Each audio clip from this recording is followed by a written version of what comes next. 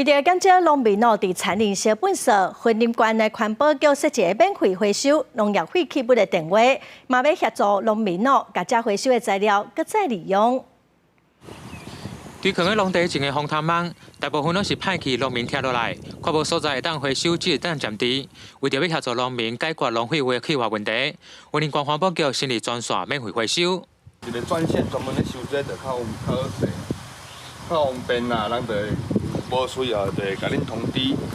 通知啊，恁就来收安尼。有诶是拢别人啦，拢摕去迄个钢化烧掉，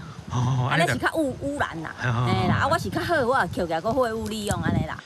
农民表示，过去因为农药废网若要冻杀，也找袂到管道。对此，婚林县环保局表示，为110年10月份后，在虎尾和大溪，有设置农废物回收再利用场，现在阁成立专线，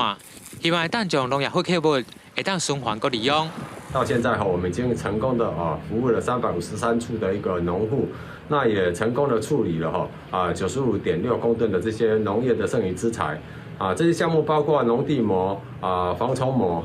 环保局就讲，回收农药旧资材，经过整理的转到其他的农工业用地，来做有效防治用田，还是杂草生长使用。若农民有回收的需求，会当透过专线来预约，但需要先清除农膜顶面的沙和土等杂物，去将用运入不倒。